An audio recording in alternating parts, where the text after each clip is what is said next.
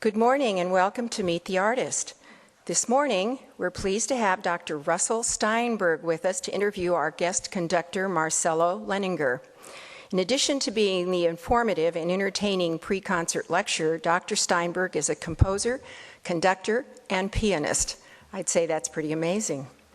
Maestro Lehninger is currently the assistant conductor at Boston Symphony and is considered one of the most dynamic and gifted conductors of his generation. Joining in the conversation will be guest concertmaster Franklyn D'Antonio, who is currently concertmaster with the Berkeley Symphony, and a renowned violinist. And he will provide some lovely musical interludes. As you can see, we're in for a real treat. So, let's meet the artists.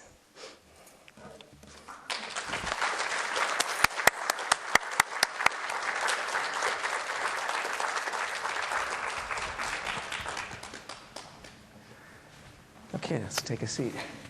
So gentlemen, this is going to be a real pleasure today to talk with you a little bit about what you do, your passions, and learn a little bit about the concert as well. If it's okay, Marcelo, I'd like to start with you since you are a guest conductor. And the way I would like to start is we live in this internet age, and I have been receiving, I don't know, maybe 40 people have sent me an internet video of a 4-year-old conducting the finale of Beethoven's Fifth Symphony. Have you seen that video? Yeah, I saw that, yeah. Everyone is sending us this video. And I'm thinking, already, 4 years old, he's ready to conduct the New York Philharmonic. And people ask me my reaction. I say, well, I really feel I can learn from this because there's such a natural quality of the way he plays it. But most of us don't start when we're 4 years old knowing we want to carry a stick and just wave it around like that. Usually we start in other ways of music and come to that. Could you talk to me? I mean, did you start that way in 4 years old? No, I didn't. But I come from a musical family. So my mom's a pianist, my father's a violinist, and music was natural in my home. And I started with the violin first, and then piano. And I was not 4, but I was about 13 or 14 when I started learning conducting back in Brazil. That's still very, very young. Yeah, well. Mm-hmm. But again, not 4. I wish I could do that, but yes. But I started violin when I was 4, and then piano, and then conducting. Mm-hmm. So you grew up in a household where you were hearing music all the time. So by the time you were, 12, 13, you knew a lot of repertoire, right? Yeah. In my house was 24 hours a day, music nonstop, and even before that I see, for example, I can see videos of my mom playing with, I was there, and so somehow maybe I was hearing that music even before I was born. So who knows? Oh, I'm sure that's true. Yeah. I'm sure that's true. The current conductor of the New York Philharmonic, Alan Gilbert, I remember him saying that both his parents were in the New York Philharmonic, and his earliest memories were being at rehearsals. Yeah. Exactly. Imagine that. Yeah, so that's great. So how did the transition come about? Because being a performer is a very different thing than, when you're dealing with all your own issues and everything you're trying to communicate versus trying to collaborate with other people in that way, conducting. Yeah, that's true. And I think, first I started playing violin in an orchestra. Mm-hmm. And then my father was a concertmaster in an orchestra in Brazil, and a great Brazilian conductor named Eleazar de Carvalho was the music director. And, I was the little kid running and boring everyone, and people were, asking me to be quiet. But I really grew up inside an orchestra, mm-hmm. and hearing the sound of an orchestra. So the environment of an orchestra, it really makes me feel home. And I think being an instrumentalist, especially piano, you can be too lonely. Can be a really Very lonely mm-hmm. life. Playing. Right. You practice alone. You're in the instrument, you travel alone, you play alone. So the part that I really enjoy about doing what I do, it's really interacting with people. And I think, because I love people, I love being around people, and I think that's the main reason I choose to do what I do. Yeah, that's beautifully said. It is. People don't realize when you're a pianist, you really are largely, working you know, it's a mental interior by yourself and everything. But once you're playing like violin, you know, suddenly you're playing with other people, you're playing quartets, and it's just a very natural thing to have that social extension. Did you say you started in a youth orchestra? Yes, I did. I used to play violin. I was the last 10 of the second violins. Oh my gosh, I have something in common with you. I couldn't believe that. Yeah. So do I. Yeah, but I think it was great. And being a musician or orchestra, I think is really important. Yeah. Because you really can sense the feeling of being there, being the other side. And so that was great as well. And plus you learn that you know, the whole universe doesn't circle around you, because everything is about responding, you know, to other people and thinking about the music first. Yeah. Well, the reason I asked you that question is I conduct the Los Angeles Youth Orchestra, and I'm very interested when I talk with professional musicians whether they got their start. It's amazing how many musicians got their start in youth orchestra and how that inspired them. Yeah, that's true. I think it's so important. And I think that's the reason many orchestras in this country, they are having as well a youth orchestra, because it comes from, you know, early age, that when you have that experience when you're a kid, yes, you'll be either a professional musician or a music appreciator. So I think that's really important. Yeah, that's really where our audiences will come from, right? Yep. Because you have to be involved and do it. You know, it's not just playing the music. And that's our future audience as well. Yeah, I agree with you completely. So talk to us a little bit about your career then, and how you know, starting as a teenager, you started conducting. How did that start to change your feeling about what you were going to do? Well, and then I was studying conducting, and I was about 18 or 19 years old. I won a competition in Brazil, and I started conducting professionally.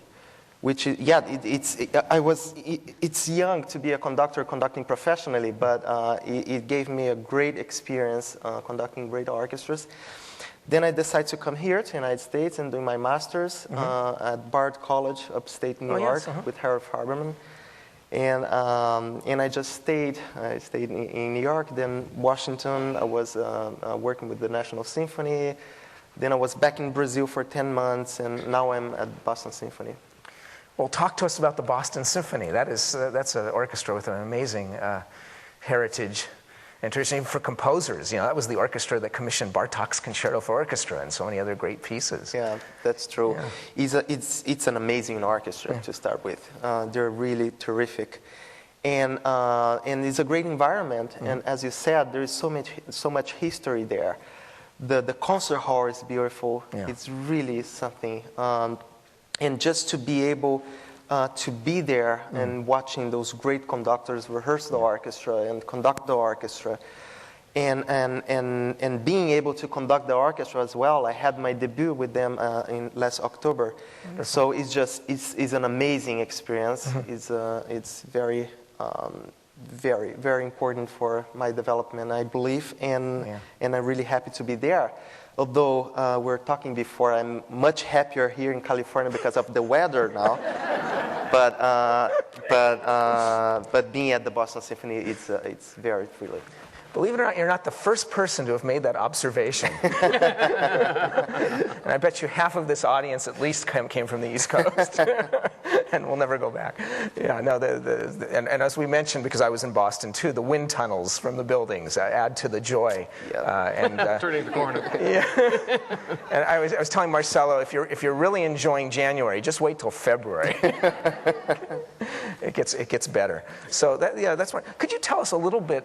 You started already to hint at it, but I think a lot of us don't know what is an assistant conductor. What are the various tasks that you do as assistant conductor? Well, that depends a little bit in each orchestra you're working. Right. But at the Boston Symphony, my job is to be covering the concerts of Maestro Levine and the assistant conductors. So I need to be there. I need to be prepared in all the rehearsals and all the concerts.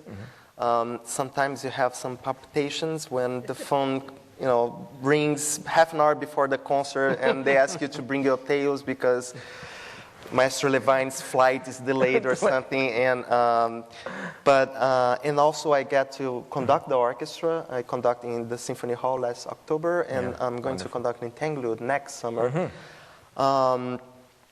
And so that's the mainly job, just to, you have some concerts you conduct, you need to be prepared to do sometimes the first rehearsals when the conductor are not there yet, and to be able to be on call for. So you're studying all the scores that, yes, I am. That all Yes, the other conductors are working on. So you're going through the whole season, basically, just like a regular conductor and the season does. in Boston is really, it's big, and the amount of great music they do there, but also very difficult.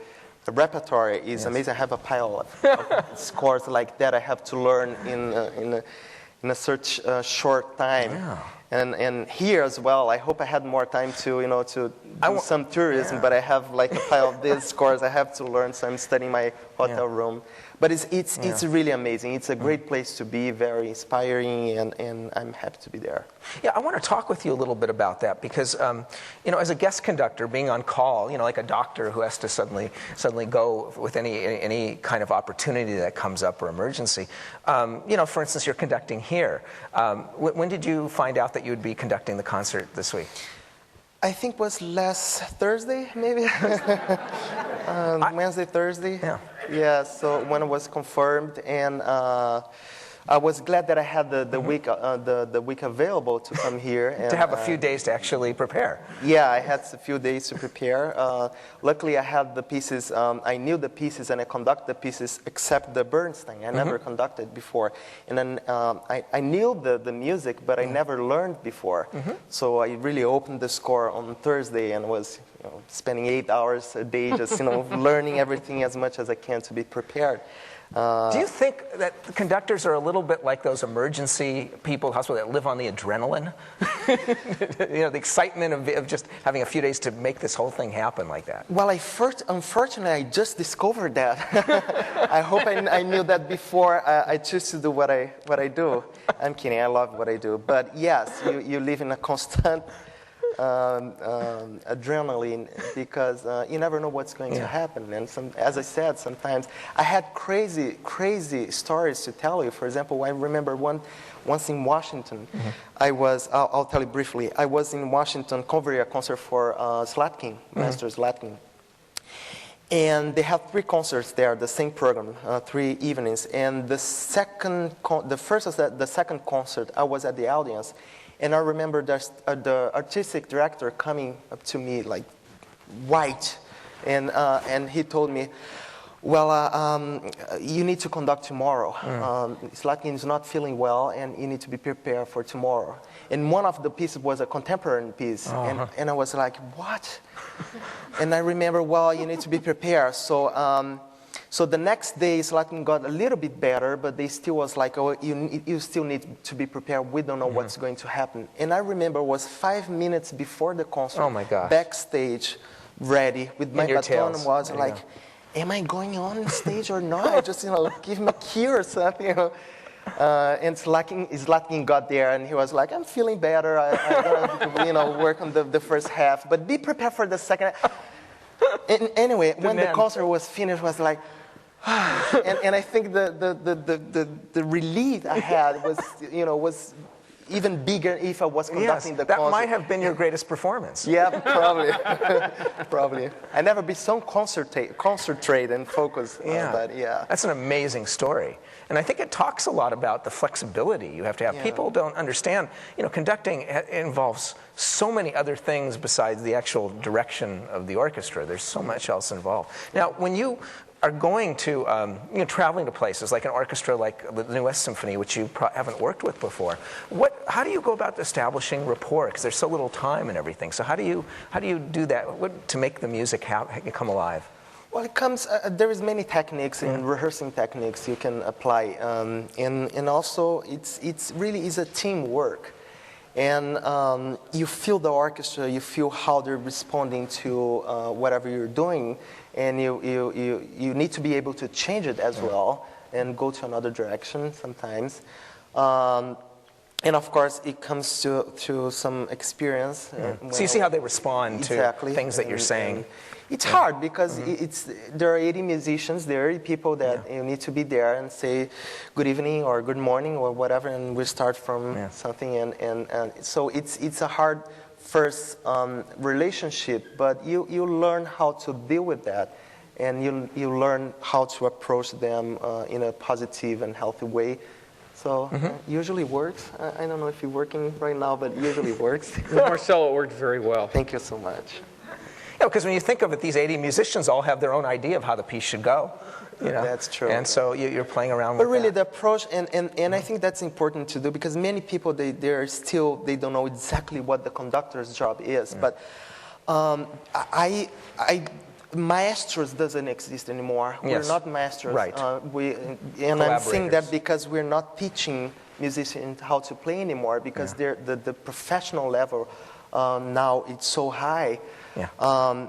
So we're only conductors, and so we need to have the open mind and the open heart that we're going there to collaborate with them and work as a team to make the wonderful music that we're playing happen in the best and the healthiest Well, way. that makes a wonderful transition because I must say that this is a very rare perspective that Marcelo has, because many conductors still consider themselves maestros and want to teach musicians how to play.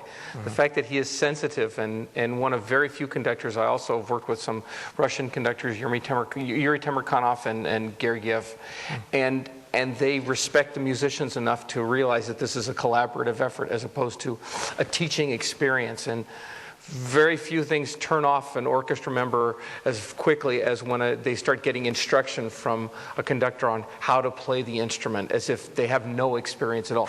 You do need to treat a professional with 30 or 40 years experience differently than you treat or speak to a youth orchestra who's maybe never played this piece before. The fact that Marcelo is sensitive to that distinction immediately engenders his relationship with an orchestra and makes us want to perform for him and be sensitive and really seriously consider. And just as an aside, you wouldn't know, but I got a good amount of feedback from musicians who were very impressed with him, because when a conductor is literally thrust upon an orchestra, I mean, all of you have a lot of worldly experiences. So if I were, for instance, to stand in front of you and start giving my perspective on how you should live your lives, you might sit back and say, well, what do you know about life at your age compared to what I've experienced? So I have to come off right away with valid things to say, sensitive to your own unique experiences. And Marcelo has that ability, which is uncommon. I won't say it's unique, but it's uncommon, and it does bring out the best in a relationship, and then makes the musicians want to be sensitive to what he says and give him even more of what he says. The sincerity in his face, the genuineness of his baton technique also relates to us, and we want to give him more. Beautiful. And so we have here on the stage the exact idea of collaboration of what this is all about. Franklyn, so would you like to share with us some music? Because I know you brought your fiddle. I just happen to have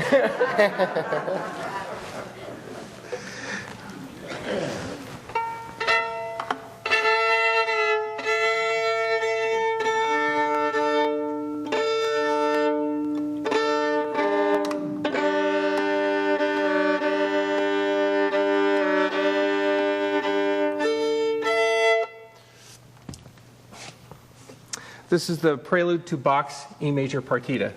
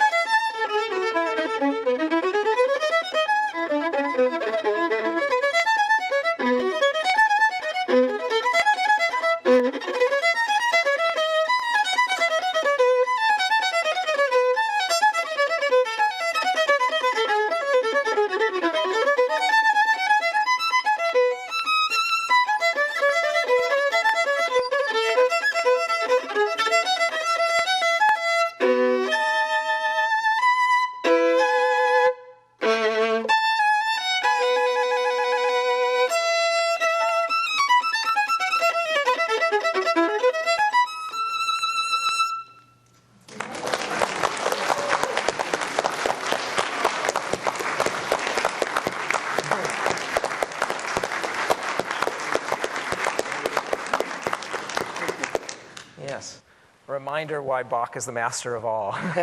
I was so relieved. You know, the New York Times published, Anthony Tomasini published his list of the 10 greatest classical composers, and I was so nervous if Bach was going to make the list. Luckily, he made it number one, but Haydn didn't fare so well, apparently. Anyway, thank you so much for sharing that. You know, Franklyn, one of the things, you know, I read something you wrote about your own youth orchestra conductor, Meli Maida. Oh. And I found it very touching. Maida's father. Yeah, this is Zubin Maida's father, right. And he founded the American Youth Symphony here in Los Angeles. So you clearly were part of that orchestra. That was one of your early experiences. You want to talk a little bit about that? Well, that organization, and let's see, I started in 1974 and left in 1970 and left about 6 years later. That organization and that experience alone singly prepared me for a career as a professional musician. And it was strictly due to Meli Maida's, not only his dedication, but his wisdom and insight as to what was necessary to prepare to be a professional musician. A lot of youth orchestras are conducted by they're run by conductors, and they pick programs that they feel the orchestra can do. But as far as Meli was concerned, there were corollaries that he constantly drilled into us. One of the most famous was that, or the most repeated was, you must always listen to everybody that's playing around you. The orchestra, your stand partners, you're part of a group. You can't be totally buried in what it is that you're doing. And sometimes you think, well, if you have great players in your orchestra, that makes for a better orchestra. But for any of you who are into sports, sometimes an all-star team does not play nearly as well as a well-rounded team. So you can't have such an ego when you're playing where you can't play in an orchestra as if you're a soloist, because what it means is you're not watching the conductor, and you're not listening to this stand partner, and you're not listening to this, you're not listening to anybody around you. So you have a couple of people who are sticking out, and everything, the ensemble goes out the window. So the one thing I learned playing in an orchestra is like driving in traffic. You have to be very aware of all of those around you, and you have to blend all the time. So it's a combination of watching the conductor, being sensitive to what he or she is asking for, and putting that in the context of a section. So you not only want to play your most beautifully, but you also have to incorporate the anonymity of being part of a section, not of individuals, but you're part of a greater whole. And Meli was constantly drilling into us, play as much chamber music as you possibly can, because then you listen and listen to music. And also the repertoire that we learned. It was all standard orchestra, we call them war horses, but there was the standard repertoire, so that when I came and began my career when I was 17 and I had to take auditions, I already knew most of the repertoire that was done. I have to tell you just an aside, when I auditioned for the Chicago Symphony, very often on auditions they request sight reading. And one of the pieces that I had done with Meli Maida was the Bartók Concerto for Orchestra. And some of you are very familiar with that piece. But in the last movement, it's a very fast kind of a rumbling that goes on, all 16th notes. But by the time we had learned a piece with Maley, it was literally memorized because of the length of the rehearsals and the amount of time he expected us to watch him. He didn't want your face buried. I mean, it's for a conductor, it's very disturbing. I'm trying to communicate with you and everybody, you're looking in the music. So you want some visual communication. I'm trying to talk to you, I'm trying to express with you. At least if you look at me, I'm getting somewhere. Otherwise, I'm just playing for some mannequins. So I knew the Bartók so well that when they pulled out this sight reading, and of course this is your bit of anxiety because you have your Romantic Concerto prepared, you have your Mozart Concerto prepared, you may have 12 or 15 orchestra excerpts, and all this takes a long time. But then the unknown, the dealer puts down the card. What are you going to have to sight read? Now, it could be something modern. It could be something that you're expected to know, a Tchaikovsky symphony, Brahms symphony, Beethoven. This happened to be Bartók Concerto for Orchestra, and they pulled out the last movement. And when I saw this with this blackness, if you know the score, it's just, the opening is all 16th notes, and every section, every line has a different. I saw that, and I just thought, yes. Thank you, Maley, because I can nail every note of this, even though in 1981 I hadn't been in the orchestra for 5 years. I knew it so well. And I understood from several years later that it had been 2 or 3 years after I joined the orchestra that they had hired somebody else. And people on the committee said, now Schulte didn't know my name because obviously I was just another member of the orchestra. He says, but we must find another young boy who can sight read like that young gentleman from California. I just happened to be lucky, but that's part of the risks of sight reading. But anyway, it was a credit to Maley and his demands of the orchestra that we were expected to know the parts so well. So every piece that I have ever done that I learned from American Youth, like the Romeo and Juliet Overture that we're doing this week, is virtually memorized. I might need a little bit of refresher course, but it is certainly within what it is that I have to do. It requires almost no practicing because I learned it so well because of his demands as a conductor. Yeah. It's an astonishing story. Thank you for sharing that. I love that sight reading story because I've got to tell you, there's nothing that gets performers more nervous than classical performers than sight reading. You know, because it involves so many different unknowns, and you know that even though the people say, well, we're not judging you on how well you're playing, we just want to see if you can read, and you know darn well. Yeah. Well, sight reading. Are you familiar with what sight reading means? Well, so I've seen some heads shake. Sight reading is the ability to look at a piece of music having never necessarily heard it or seen it before and be able to process and play it. And for my students that I've taught for some 30 years, when they talk about sight reading and how difficult it is and how very often it's a part of an audition process, and certainly it's part of a process when you're playing chamber music with people and they say, well, come over to our home and let's read something. Well, nobody knows everything. Sight reading really basically comes down to the ability to play what you can play and start floating over what you can. So it could be a tricky rhythm, but you must always keep the rhythm going in your mind, grab the notes that you can, and don't play what you can't play. That way, you don't do any damage. And in an orchestra, especially for a conductor, not all of us are of equal capability. And sometimes, no matter where we sit in the section, we might happen to make a mistake. We have to know, uh-oh, I'm in a little bit of trouble. I'll back off until I get back locked in. So as long as you don't do any damage, no matter where you are sitting in the orchestra, as the listener, you're only going to hear people who are playing their parts well. So sight reading is the ability to process, to look at something, process it, know what you can get, know what you can't, and play that. What you can't get or what you are not sure of, back off, play very lightly until you can get locked in, and then come back in. So there's this kind of in and out process. It's very, very cerebral and very cutting edge. And I find it a lot of fun because it's really like risk taking because you never know what you're going to get and you never know how your brain is going to process something. And people say that classical musicians don't have to deal with improvisation. What is that? You know? Well, we're constantly improvising. Yes. Yeah, and sight reading, the ability you want people in the orchestra that can read well, because then that allows you if you're doing contemporary music, that the ones who are stronger readers, you'll be able to put the piece together a little bit quicker and be able to they'll lead the others as they learn, because there's a learning process that goes in. You want to keep that as fast as possible. And there will always be pieces programmed that nobody's played before. When I play up in Berkeley, we do at least one world premiere piece on every program. So everybody starts out, even the conductor. Some composers don't release a MIDI of the piece because, well, we just did something last week, and the synthesizer was not capable of making the sounds that the composer was asking for. So it just gives you an idea of how bizarre and different techniques of not drawing the bow this way across. We had to draw the bow this way across the instrument. So there are many different kinds of techniques, and you have to be able to sight read and put this together quickly so you're not wasting a lot of valuable rehearsal time. And rehearsal time is very valuable. It's very valuable, that's true. And you hope the composer actually finish the piece by the time they're going to rehearsal. It's amazing. Yes.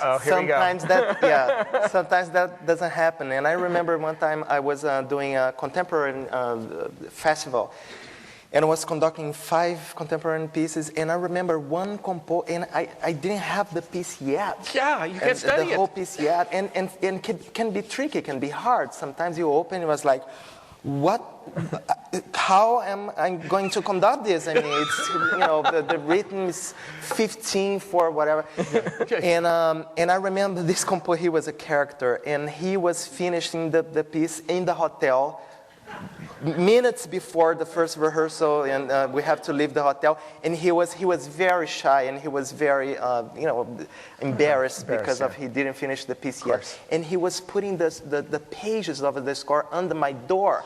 So I was studying, and one more, and then one more page, and I was studying. Hey, another one, until we have actually to leave to the rehearsal and the orchestra. For sure, they didn't have the parts yet, so it was a mess. But anyway, it happens. And sometimes the pages are warm when they're put on the stage. You feel like, this just came out of the printer. The conductor has different responsibilities.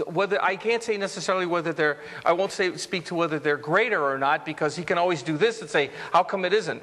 Not that Marcelo does this. But he has less of an opportunity to make the mistake. If I make a mistake, I only embarrass myself. If the conductor makes a miscue or a miscalculation, all of a sudden everybody's confused. So it's really imperative that a composer, if any of you are aspiring composers or current composers, really get the conductor, at least because he's our leader and he guides us through this unknown process. If your guide has nowhere this trail is leading, then the rest of the group is it's not as in good shape as we would like. This is very true, but I'd also like to mention that there's a very long history and esteemed heritage to this lateness too. As you know, Mozart was notorious for getting music very, very late to performers. That's true. And I think there's a story. Was it Magic Flute where they were actually sight reading? One of the operas he was actually sight reading. Or players were sight reading at the performance, the overture, so that's really interesting. Well, that brings me to, I'd like to ask a little bit about a concertmaster and what a concertmaster does, because we see you up there, we applaud when you come out. What are some of the things we don't know that a concertmaster has to do? Well, there's many hours of preparation before the first rehearsal, and my personal approach is that I want to come to the first rehearsal literally prepared to perform the concert, because I think that's what the conductor expects. He doesn't expect to look down at this person who's to his left and be trying to figure out what it is that he's supposed to be doing. I should be nearly as prepared with a piece as the conductor is, and the other part of my responsibilities, besides knowing the piece well enough where I literally can perform it, which means all my notes have to be in tune. I have to be playing in the right place. I can't bring in a section in the wrong place. Playing in an orchestra is very visual. First of all, the most visual component of being in an orchestra is watching the conductor. And from our very earliest orchestral training, we're trained to respond to the face of the conductor, but also any of his or her movements. That's how we know what to do. Not only how fast to play, how loud to play, but how expressive. So when Marcelo looks down at the violins and he does this and he has almost a pleading look on our face, it doesn't mean for us to kind of do this. It means we sit forward and we give him what he wants. So there is an unspoken pantomime, that a dance, if you will, where we don't actually touch each other, but it's an emotional contact between the conductor and the orchestra. And he expects me to be able to lead my section, bring them in correctly. But before that, any of that happens, before the first rehearsal, I get the music, and now I have to bow the parts. Now, spending many decades in a section, it's very frustrating to sit down and these bowings are almost unplayable. And many of my years of teaching, when you have these bowing exercises written by Kreutzer and Civic and Schraddick, and students say, these bowings, why do I have to need to learn all these variations? I say, because very often you'll play with a concertmaster who has a completely different concept of how something should be bowed, and it feels completely opposite. As a player, you have to have the flexibility to play with his concept of bowing with equal ease and equal proficiency as the bowing style that you're comfortable with. So to be flexible is very important. I have to go through the music, and I would have to say the time that it takes for me to bow the part is generally 4 to 5 times the amount of time it takes to play through the music. Because not only do I have to go through the parts, but very often they're divisi parts. So for instance, in the Bernstein and also in the Wagner that we're playing, we have these long lines. So I have divisi bowing where the outside of the section, the outside players divisi are is playing. when the section is actually playing 2 notes. And by the way, just to back up with bowing, sure, it's always amazed me. You know, a bow can only go in 2 directions. It can only go down or up. And yet this is one of the most complex things. And if a section does not play with the correct bowing, you know it instantly if they're not together. Well, you can see it, but it also affects the sound. So visually, you want to see conformity in there.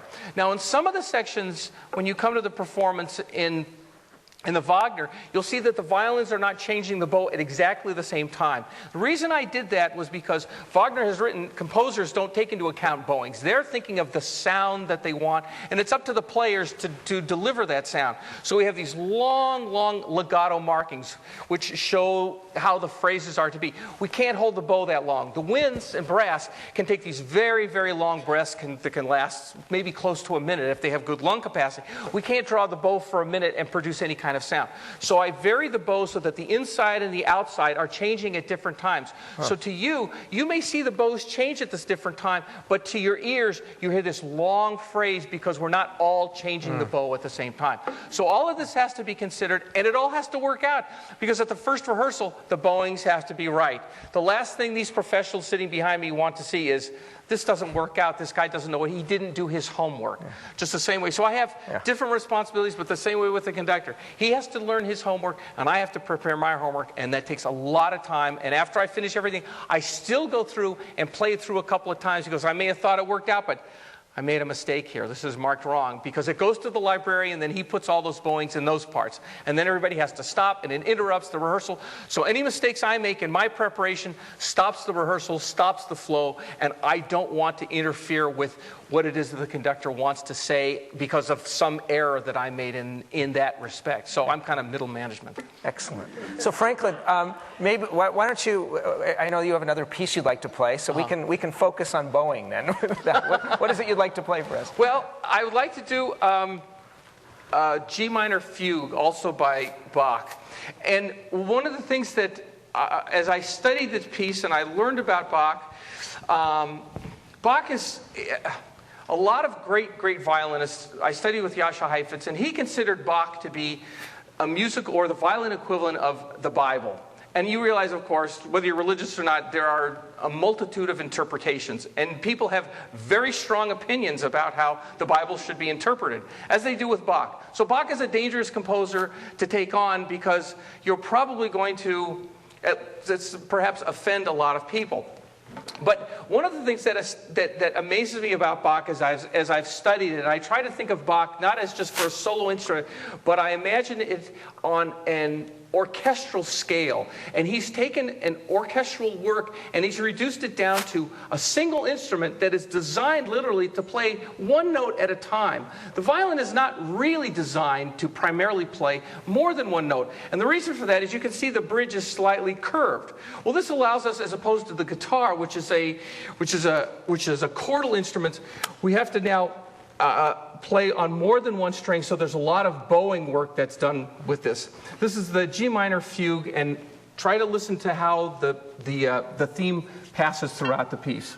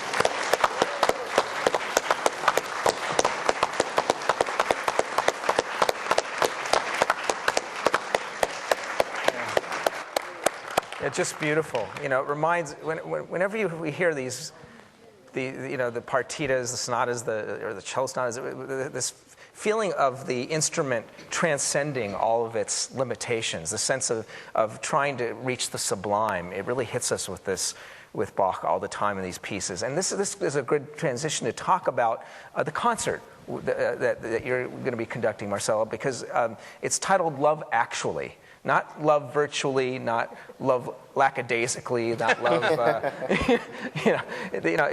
it's love actually. So we want to talk a little bit about the music that we're going to be hearing? Sure, yeah. So the theme behind the program we're doing is love, actually. And, so we're playing beautiful pieces starting with Wagner, the Siegfried Idyll. And which is a piece that he composed to his wife as a gift in her birthday, which was Christmas Day, after the born of their first child, Siegfried. And then we're moving to Tchaikovsky's Romeo and Juliet. It's a very well-known piece and beautiful love story, very tragic but beautiful. Then we're playing another Wagner, which is the Tristan and Isolde, the prelude and the Liebestod from the opera, which is also a very tragic love story. But I think it's one of the most beautiful pieces by Wagner. It's amazing and really changed the history of music. Absolutely. After he composed that, the whole harmony and structure of music really was changed after that. It was a turning point. And then we're playing Bernstein, the symphonic dances by West Side Story. And so they're all related to love stories. And Bernstein, actually, he based his West Side Story on the Shakespeare Romeo and Juliet. He tried to do the story that was similar, although in a complete different context. It happens in New York, and there is Puerto Rican, and I mean, but I think the combination of those four musics are beautiful and well done, and it's just, why not to talk about love? That's always a great thing to talk and to feel. So I think it's a beautiful program. Yeah, it is. The Bernstein is musically is so different too, because it's not often that you have a drum set in the That's true. in the orchestra as well. Yeah. So we're going to be hearing all kinds of dimensions of love. That's true. Yeah, very mellow, very passionate, and also very. How can I say? The Bernstein is completely different. You're not expect for a love theme, though there is some moments in the piece, like tender. Maria and everything. It's really melodic, but there's also very great written aspects, and as you said, the drum set, and there's the mambo part, which I love. Of course, the mambo. And be prepared for some surprises, and to be. To hear some things that the orchestra will be doing that's not necessarily playing an instrument. There'll be a surprise if you don't know the piece, of course. It's always a surprise, and all these pieces have had such a huge impact, as you said, on music. Tristan actually changed the whole way we think of harmony and everything, but they all have. The Romeo and Juliet from Tchaikovsky, that theme we all wait for is kind of like the quintessential syrupy version of love. Yeah. But when you hear it in the original version and how that theme comes out of a lot of preparation and turmoil, it's a very different experience. And it is amazing because it's fantastic how Tchaikovsky actually described the drama, the Shakespeare play into music, and everything is there. The love theme is there, the balcony scene is there, the fights between the soul fights. There's a lot of notes in there. Yeah, that's true. Yeah. Everything is in there, so I think it's really a masterpiece, Tchaikovsky masterpiece, and I'm happy to be performing here for you. And we're very excited to have you and to hear you, and these concerts will be wonderful. I want to thank you so much for spending the time and sharing all of this. And we're going to now have Franklyn's now going to play a third piece, and you want to talk a little bit about it? What is well. I needed to find a very special guest artist. And I met him just before we came out. I want to do something perhaps on the lighter side. And I don't know how many of you are familiar with a piece called Csárdas, which is a very famous Hungarian dance. And in the past, I've played it alone. I wrote a kind of an arrangement where I do a lot of double stops, which greatly increases the workload and mental strain. And somehow or other it came up that Russell was a pianist. And I played a recital last week, and I happened to bring, because I came down from Berkeley, and the music hall happened to be here, and I was just thinking, Russell, are you a pianist? Might you be able to be willing to do this? So we haven't even rehearsed this, but we just kind of talked through some of the tempo changes. So what you'll see here is the ability of two musicians who have never danced together before. Let's dance. Let's dance. Let's do it. And see how well this comes across for you. We have about 4 minutes. Are you okay with page turn? Yeah.